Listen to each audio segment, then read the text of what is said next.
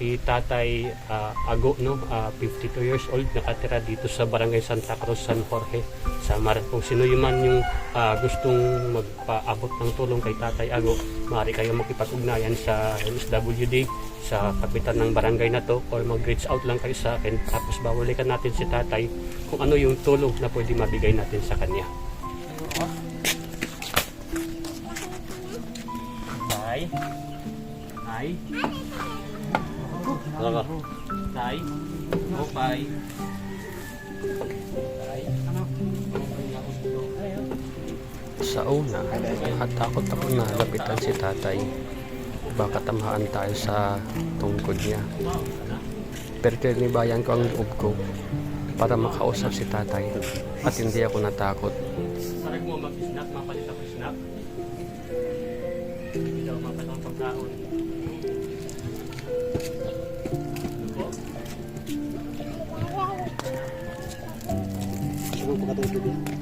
Ay, mapalit ako mapalit ako soft drinks.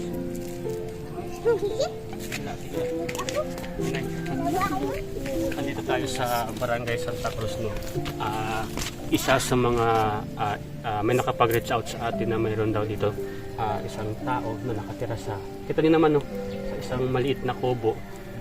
Ang nagiging inheritance ni Tatay, no, mayroon daw siyang mga nakikita sa paligid niya, kaya ang ginagawa niya palagi, kung napapansin niyo yung mga ginagawa niya, mayroon siyang yung tungkod niya winawasiwas sa paligid para matamaan yung mga tao na napapakita sa kanya. So nung tapos si Tatay pala, no, siguro siya ay 50 years old, tsaka siya ay bulag since 5 years old na nakakatasat dahil sa sakit na tigdas. Hanggang sa ngayon 50 years old na, dito sa isang bahay.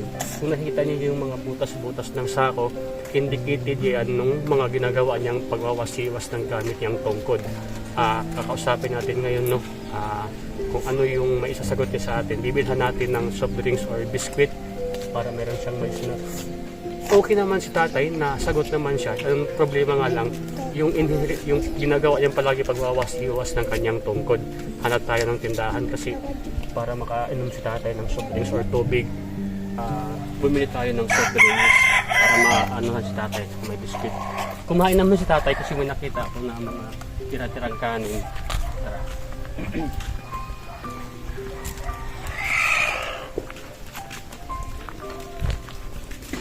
Ay, adi man tayo. Kuhan. Masutak tayo, ha? Okay lang ito, masutak tayo, ha? Adi, ano yun ang kayo kayo?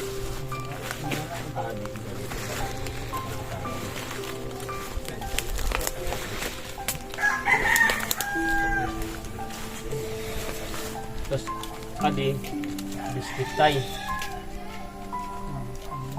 Ayan na. Sige tayo, inom tayo. Mahal ko mo kayo tayo. Ayad. Ayad.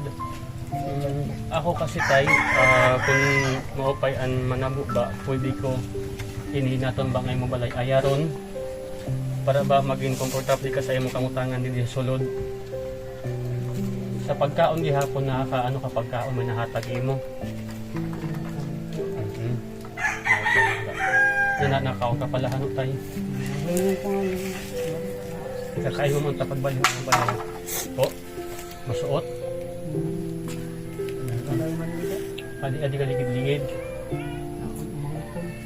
Pag nauran or na ano, naligtas ka lang ito.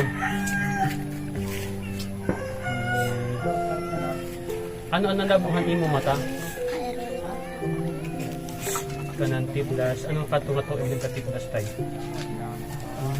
Ano pa na nagkatiplas ka na tapos nawaraan ka ng pangita at kaya na.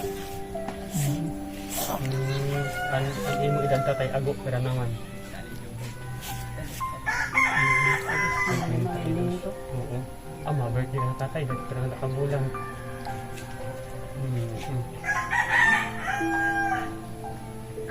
Waray ka na ramdaman hay mulawas na masakit o na ano? Ano mo yung problema? Ano mo yan? Si Tatay Ago, kahit pa paano, andito siya sa maliit na barong-barong. ang nagiging problema lang ni tatay, yung meron siyang tungkod imo tatay ano.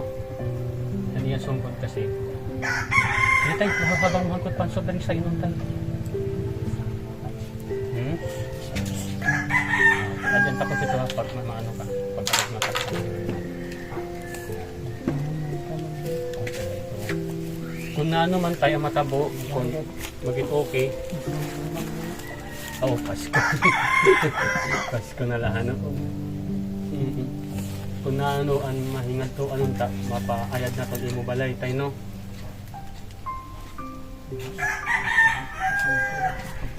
Okay, ganda ito. Importante ang kaupayan ng hapon kayo. Sa hindi may mga hamtik na ibihay mo tiil. Hindi ka napapansin, naging titinagat ka na ngayon. Ang nangyari kasi sa page natin, since nung May nagkaroon tayo ng konting problema, like ano ngayon, November, siguro mga 3 buwan tayo nagkaroon ng problema sa page natin, no? Yun, 3 buwan wala tayong update. So ang gusto natin mangyari ngayon, ito yung pangbungad ko sa inyo na matulungan natin si tatay mapaayos yung bahay niya.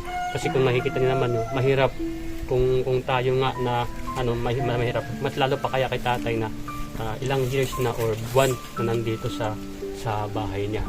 Si tatay Ago, no, 52 years old, nakatira dito sa Barangay Santa Cruz, San Jorge, sa Marco. Sino yun man yung gustong magpaabot ng tulong kay tatay Ago, maaari kayo makipag-ugnayan sa SWD, sa kapitan ng barangay na to, or mag-reach out lang kayo sa akin, tapos bawalikan natin si tatay kung ano yung tulong na pwede mabigay natin sa kanya.